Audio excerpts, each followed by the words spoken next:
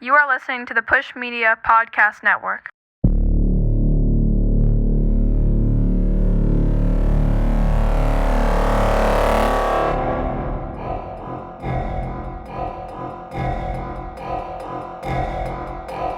This is good shit.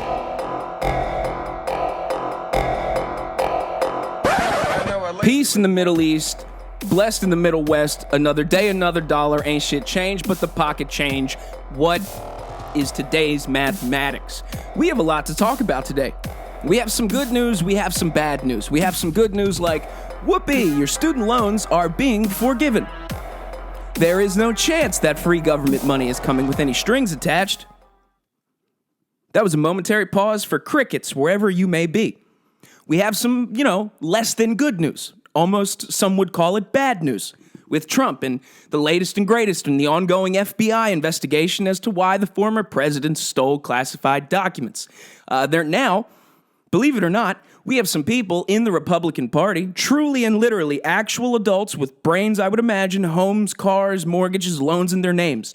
Functioning members of society, we thought, who are now saying Trump stole these documents from the White House from a government research facility, from a specialized location.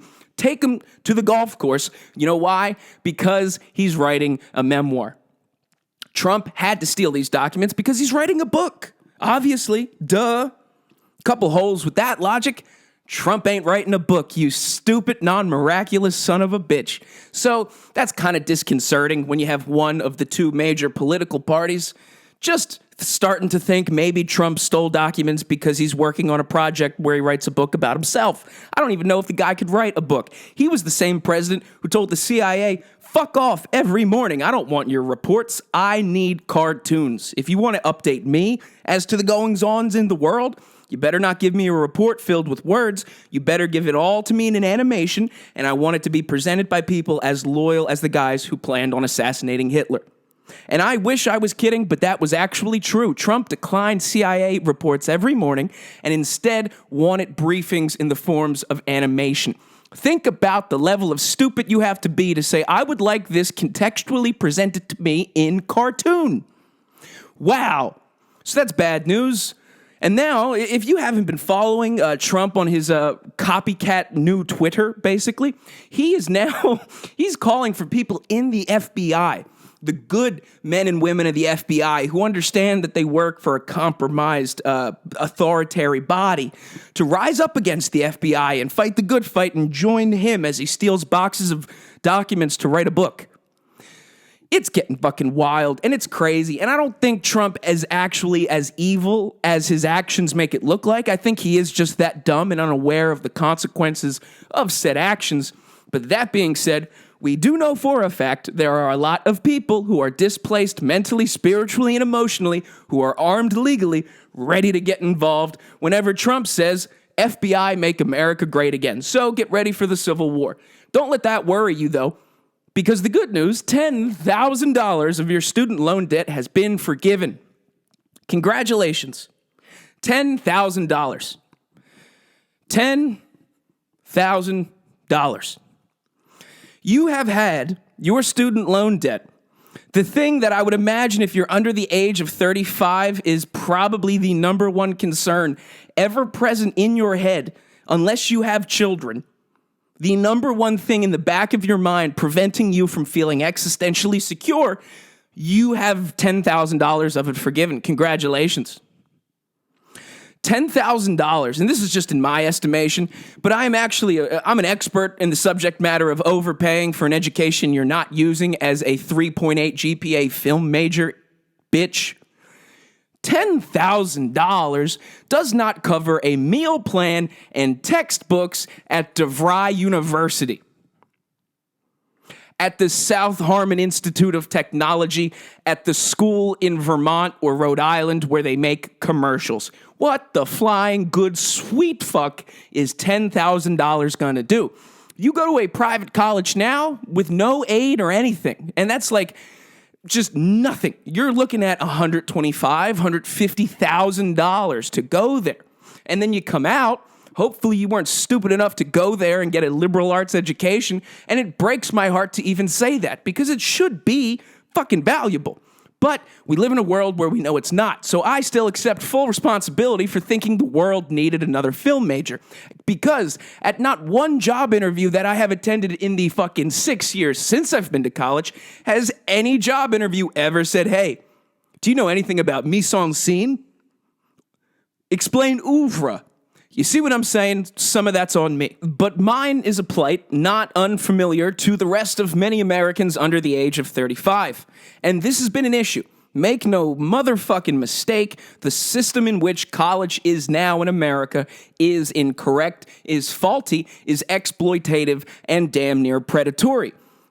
The fact that there are private colleges where it is demonstrably false that the amount invested is not returned to you in future earnings should prevent any other business from allowing that to go on. You know what I mean? It is a system that if it was applied to any other sector of business would not exist, would not function because it would collapse. If there was any other business that said, hey, you come here, you give us a crazy amount of money, and in return what you get is the right to earn for the rest of your life not enough money to ever pay us back. But you do get a cool 4 years where you might have developed a drug or alcohol problem that you have to spend the next 6 years after college figuring out how to solve, and then, hopefully climb the corporate ladder until you're about 35 and have the right and the time and the right amount of money saved to then buy a house. Hopefully the housing market is where it should be by then. It's not like that's been fluctuating wildly based on anything else. So it is a problem that really is from top to bottom going to affect every other part of our country and society. People want to act like it's not, but the fact you can't just work a job at nighttime and put yourself through school like every parent has ever said to everyone is fucked. We need that option because we're only just now starting to enter this is not sustainable. We will start to see problems zone of the college issue. Because it's been steadily increasing, sure, but it's been manageable. People have been able to get jobs that could kind of afford them the ability to pay them back and live comfortably. But we're entering a point where inflation is fucking 40% right now. We have the Secretary Treasury explaining like, dude, we can't just forgive student loans because we're already fucked money-wise elsewhere. Even Dr. Jill Biden told Joe, now is not the time for this bullshit. And let me give you a little sad bit of news about this $10,000 student loan forgiveness. If you were excited to have your textbooks covered in grilled cheeses this semester at DeVry, the bad news is that this $10,000, while it is not federally going to be taxed, it is totally up to whatever state you live in to tax your tax forgiveness, your loan forgiveness, as income. So what that means is if you are someone who qualifies for and accepts, even though it's not really, I think, up to you if you want to accept, you just get it automatically, the loan forgiveness thanks to Uncle Sleepy Joe. If you take that loan forgiveness, if you live in a state that determines, hey, let's tax that, and there's sure, to be fair, there's about 8 to 10 states that don't have income tax, but we're going to really just leave it up to more versions of the government to say, hey, we don't want any more money. Yeah, I like those odds. So if you live in a state that says, hey, you know what, we want to make some more money off of you, we're the government, that's what we do, that $10,000 you were excited to have forgiven, you now owe money on. You now can get taxed on upwards of 20%. So congratulations, you now actually have a bill you weren't expecting. So has this problem been solved, or have you been given the temporary belief that you have won something? Do you see what I mean? Nothing free is ever free. Because to get real hippy-dippy, and then I'll work my way back to, pragmatism, money is always going to be the issue. If any of your conflicts involve money, it can't be solved. Money is the root of all evil. Again, not to be hippy-dippy with it, but this is something like Jesus said. Money exists. Well, actually, it fucking doesn't exist. Let's start with that point. Currently, we've talked about extensively before. The money that we have right now is backed by nothing. It's backed by the Federal Reserve, which says it's backed by our opinion. You can see how there could be issues with that moving forward. And now that we have people who are going to be entering the workforce completely in lifetime debt, they are then forced to have a bunch of options for their life and the way to live taken from them because it's limited. You now have to pick from 6 options because you have a bill. And anytime there is any system that ultimately, no matter how zoomed in or zoomed out you have to be, where it limits the amount of options for people to have in their life, I think is a problem. And you don't get a chance to not go to college, really, because that's what's so fucking fucked about this problem. We've created this narrative that if you don't go to college right from high school, you're a loser. You're some blue-collar bum who never picked up a book after high school. That's not true. In fact, in my life, a lot of the most successful people currently, and it again kind of pains me to say this, are the people who skipped college, learned a trade, and have been fixing boxes that make rooms cold. They have money, they have cash, they paid the fuck up. I could explain mise en scene, but you don't want to see my portfolio. And I hate the fact that I went to a private college. I hate the fact that I thought I was the type of person that deserved to. I hate that I had that idea and misconception in my head because I ended up making a decision which financially has not returned well thus far. And I know I'm not the only one who's done that. However, you gotta understand that no matter how much you feel like you were fucked, and you very may well have been fucked. I mean, you signed a crazy loan for hundreds of thousands of dollars without your lawyer present under the age of 18. Many a courts would agree you were fucked. However, the fact that there is so much money floating around the college problem now with the banks and the loans, and any person walking around might have $100,000 attached to their name. That is so much money. It is now part of the ecosystem, the infrastructure of the entire economy. And no matter how much you want your shit forgiven because you think you got the raw end of a deal, you can't just say, poof, all of the loans are gone. Because that, like everything else in the fucking world, just like the laws of physics dictate, an object in motion stays in motion. Every action has a reaction. We can't just say, poof, your loans are forgiven. Because think about what that would do. There are banks that are functioning off of the interest paid by millions of children, and I'm emphasizing children, on billions of dollars. If you say poof, all of those banks disappear, now what happens? Where do people put money all of a sudden? Now there's a shortage of available banks. The banks that do allow you to exist, maybe they jack up what's required for you to even have a bank account. And then you're shut out, and then you can't have an actual bank account. And then you're living in an underground subservience economy, and your mom ends up, selling herself in the night because she can't get a checking account. This is what could happen. This is what could happen because there is a ripple effect. Once you are participating in an economy, you are fully participating in an economy. You can't pick and choose what parts of your wallet go to what. We're not fucking Canadian, thank goodness. It is a problem and it should be addressed. And Biden addressed it in the worst type of way. And this is not my opinion. This is not me towing any type of party line because I am not in any party. I, in fact, ruined many of parties I've been invited to. But Biden himself pushed this weird bullshit where you get $10,000 for giving. Congratulations, that's lunch and some textbooks. But you might also have to pay a tax on it depending on what state you live in. But interestingly enough, his wife, Dr. Jill, who is a part-time lecturer at a college, who is firsthand being a part of this fucking thing, told him this is not the time to do that. Dr. Jill, to her credit, it's kind of just funny for me to say Dr. Jill because she's not even a doctor of anything medical. And if you walk around saying you're a doctor of like communications or something, you are literally, in my opinion, stealing valor, but I'll press on. So Dr. Jill told her husband, this is not the time to do this. We have Jill Yellen, Secretary of Treasury, said, hey, Joe, I know this was something you said we should do, and I know this is a problem, but what I also know is this is some half-assed, haphazard attempt at some bullshit to placate those who don't read. Don't do it. And Biden said, I'm going to go ask Kamala.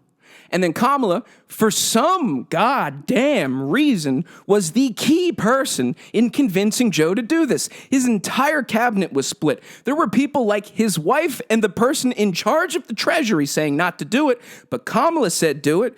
Kamala, the Coppola, said to do it. You know what I mean? This is not who he should be listening to. What the fuck does she know about economics? She's just a DA who locks up black people disproportionately. What does she know about the economics of banks and loans? Not much. This is not the solution to a problem. Unfortunately, that seems to be how we try to solve problems, with very haphazard solutions. And Joe, I guess, for some reason felt obliged to keep pushing on because he did campaign that this is a problem, the student loan situation. We do need to fix it. But you can't just say poof. It's childish. You have to recognize that. Any time in history, a government or a regime that was about to be a government said, we have a solution, people. We want to get your favor. We'll wipe out outstanding debts. That usually results in a dictatorship not long after.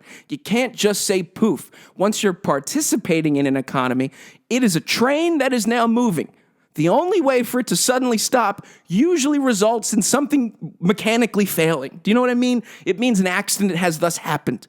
You can't just put a screeching halt to an already moving thing. And to a larger point, nothing is ever free, especially from the government. You silly, dumb twat. You think they actually are looking out for you? Do you really think their best intention is to just make sure your life is as good as it can be and as cheap as it can be? I don't.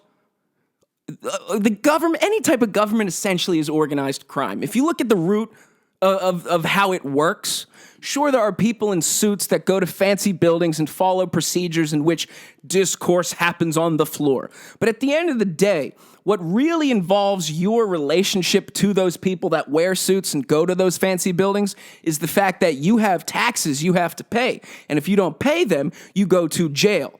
That's really the underlying, stripped down, condensed, reduced relationship you have with the government. They build roads, sure. Public schools, phenomenal. They tease you about healthcare all your life. That's great. At the end of the day, these guys give you a bill you didn't ask for, and you pay it or go to jail. That's truly the relationship you have with the government.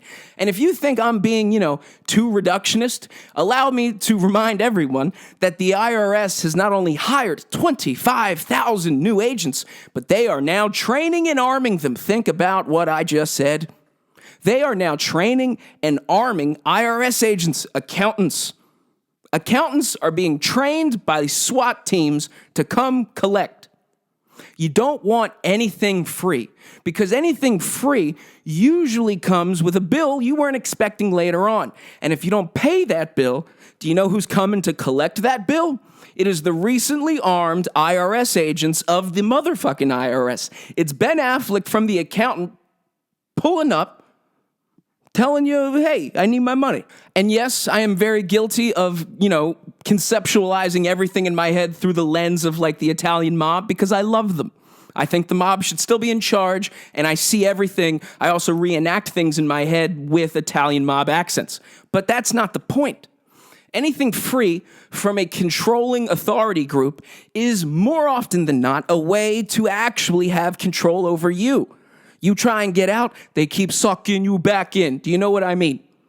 Take Lyndon Johnson and welfare, for example. This is about to get fun. So Lyndon Johnson, president, who was, he was a friend of all types of people, of all types of races, who said, and I quote, "If we give the welfare, they'll vote for us forever."